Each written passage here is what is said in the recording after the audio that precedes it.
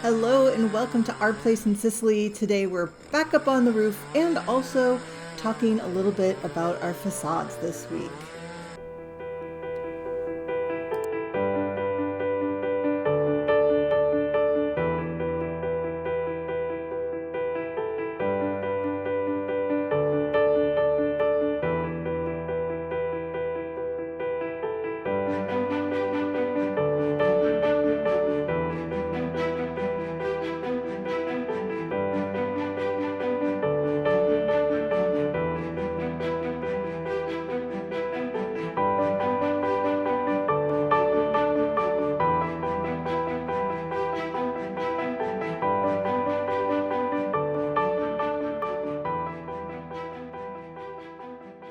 There is a ton of stuff going on at the house, but let's start out with our facades and our trip to the facade store. So right now we are at Guglielmino for a look at potential facades. The term we've been told is intonical. I think we would call it a stucco. Yeah, plaster. Yeah, Something like that. We're going to go look at some colors, and we thought we would bring you along for this. Just in case it's interesting. Or just in case one of us needs support for our divorce papers. Before we head in, let's talk about the facade. You'll notice we have exposed stone. Here's an example of what it's going to look like and some of our colors. Basically, we had a long talk with Igor, or I had a long talk with Igor, and then I brought it back to Matt. And Igor's suggestion was that we leave both the left side, as you're looking at this, and the bottom half with the exposed stone. Basically, pull off the old stucco and leave it exposed. Here in Sicily, we struggle with this sort of wicking up dampness from the ground. If we were to build these old palazzos now, we would build them differently, but that will help keep the rest of the facade and the house a little drier because those walls will breathe, and that is the option we've decided to go with. We've got it narrowed down to some colors here, but let's go in and take a look.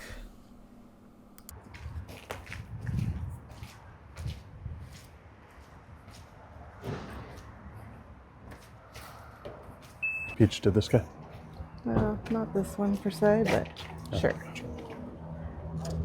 It's really more this one, sugar-ish. Yeah. I meant to that one. This one? That's nice. That's pretty close. Can you hold up again? It's hard to match. Can you move it around a little bit? The nice thing about this intonico solution, we've been told, is that that's good. Is that we can get some variation in the colors. We don't have to have it just one straight color. I don't know how this green one stacks up. Matt, can you see maybe the tawny? Well, we've picked a bunch of colors from Sherwin-Williams deck. Tansy green. Tansy green. I just want to make it tawny green. So that's not bad. Yeah. I think that's more minty. What was our minty? We didn't have a minty. What's on this thing? Oh, rural green. Rural green, which is really more of an Darker. olivey color. Yeah. Yep. Which they don't have out here. All right, so just looking at these, what do you think? We don't have to choose just from these. They can match a color. Yeah, they can match a color. So in terms of like what exists out here, I feel like, the reds are the only thing that like are, really close to, to expectations. The greens are, And you feel those are in the red category? I mean, in my red category. I mean, I'm a color simpleton, but yeah, this is what I was trying to describe. It's sort of a watermelon. All right, I think we need to get Matt some more watermelon. But, I mean, they all look beautiful, but which one do we actually want is the question.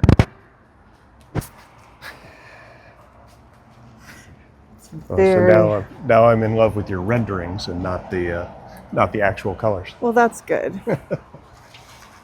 So we're looking at sort of 3 different colorways for the front facade. A blue, which is a deeper blue. You want to show them the Peacock, what is it, Peacock Plume? Peacock Plume, yes. And we're in the full sunlight, so it's a blue with a touch of green in it. There's a touch of aqua in it, and then something in the slightly. We did have that tansy green here, but I think we're leaning more towards something olivey. And then the other one was this baked clay, which these are similar to. We should actually hold up our baked clay to that. But I think. Which one? You pick which one looks like it, Matt. No. That doesn't look like it at all. No, but it was. You want to go to one that looks like it? Sure. Matt, the one right next to it. This? Well, that's closer. This is so red. I'm sorry, red sound baked clay. Yeah. All right. Nothing close. Okay. So it was nice to see that the samples are still pretty vibrant. I mean, we don't know what color they started with, but they've been out in the sun for 10 years. So, so that nice. Feels good. They're going to mix us up some colors. He took pictures of them and give us some powder and also a panel with it on it, but not until after April 24th because it is Ferragosto and they're closing in like 3 days. So so now we've figured out, we've narrowed it down to 3 colors out of 256,000. So we're getting close. We hope you like taking these little side trips with us. But let's get back up on the roof. Here you can see the guys have been laying on the reinforcement fabric. There's a little swatch of it up in the front, and then they're going over it with plaster, basically encasing it from the top side.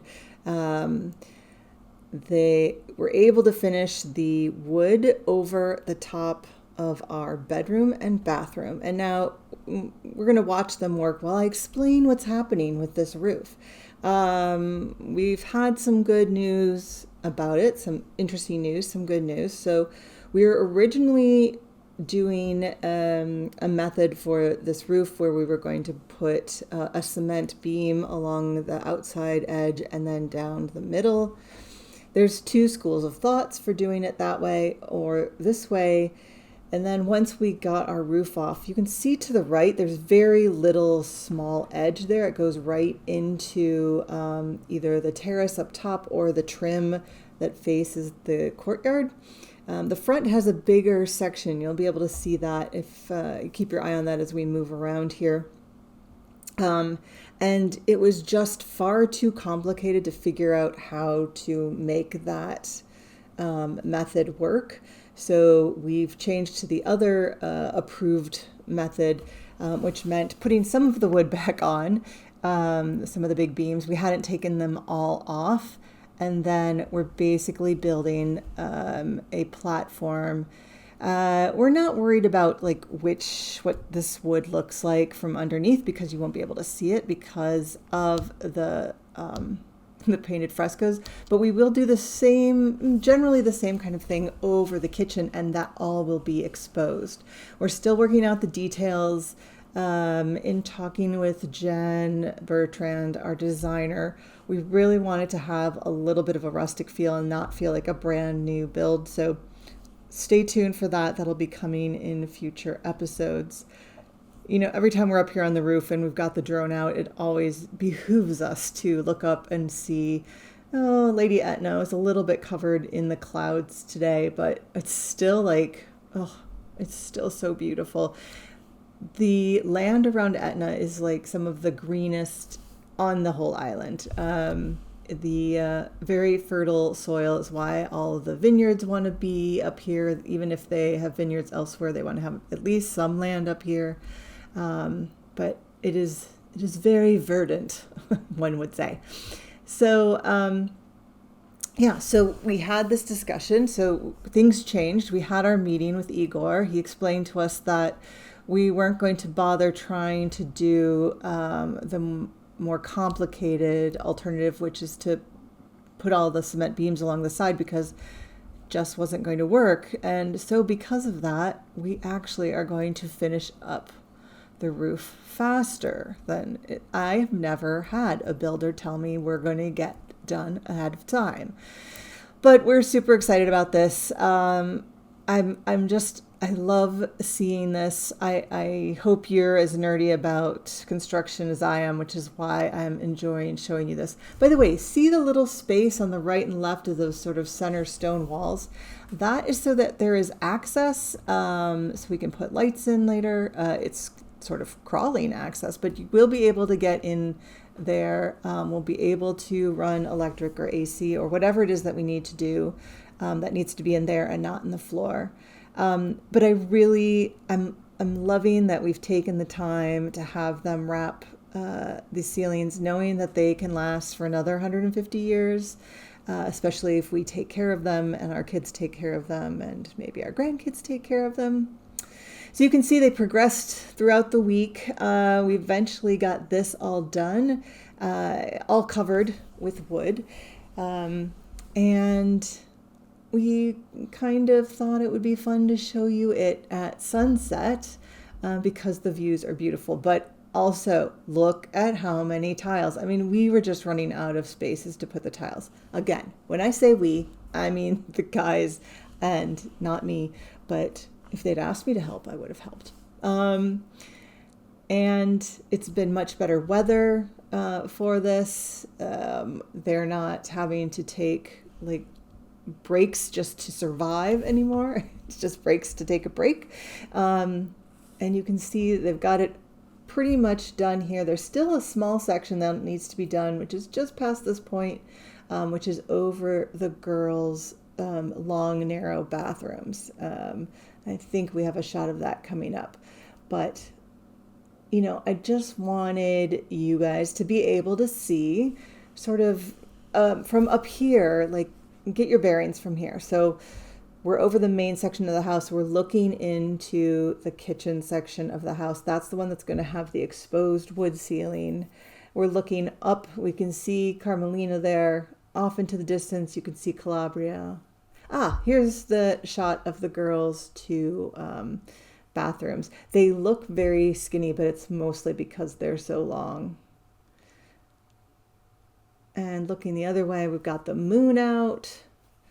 We haven't really figured out when golden hour is because it stays late. I mean, it's summer. It stays late everywhere, but it's absolutely beautiful. And we're going to go around Carmelina here, take a little jaunt around so you can see the sunset over Etna. Take a look inside our kitchen. So the part you're over right now, on the right side will be the laundry room, and the left side under that scaffolding will be our little scullery, also known as the kitchen sink. I think it's funny. We took the ceiling off of this and it feels so much smaller to me, but it actually is the biggest room in the house. And I'm excited to see how this wood ceiling turns out. Here we're getting a little better shot of Etna. I love like the little church light. You can see we're right in the center of town. We're right behind the mother church. And just around, we're going to pan over to the left here where those palm trees are on the left is sort of like the little square in town. The equivalent of the town hall is just to the right up that street, and beautiful Etna. We have a tendency to like watch the skies just because when the clouds are just right and that sun sets, we can have the most magical sunsets, just like painting worthy. But that's our beautiful view. And I think what we want to do now is just take you for a little trip as we pull out from our house and start to show you the town, show you our little part of what our space is like. You can see the different colors of the houses, the bright yellows and oranges and peaches and pinky peaches, and the brick colors of the houses that haven't been stuccoed yet, and the red ceilings. And it's really cool to have this shot. And I don't know what we did without drones before this. Also, take note of our tree there. You can see why we were really sad to lose Carmelina when you look around. It is like the only tree that's that tall. There's lots of other trees, but they're orange trees and olive trees, and they're much smaller. But we can always find our house because it's like it's got a big arrow on top. I keep joking that we want to, instead of putting a star on it, we want to put like one of those little Google tags up on top of it, like, here we are. And we hope you aren't tired of the roof yet, because, gosh, we have still so much to go.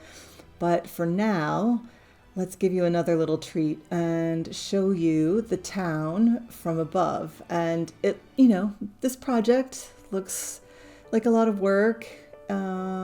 It looks beautifully nice and neat and clean with all of our wood nailed on there. Now you can see some of the back, our front, the road in front of us. You can see our neighbors that share our block with us on the right-hand side. And then look at all the colors of the roofs. You see all different kinds, new and old, of the old tiled roofs. We'll be putting our old tiles on so you can see what that difference will be like. And basically, as we zoom out here, I just want to say thank you again for watching. If you're enjoying this, please like, subscribe, leave us a comment, leave us a question, and until next time, ciao ciao.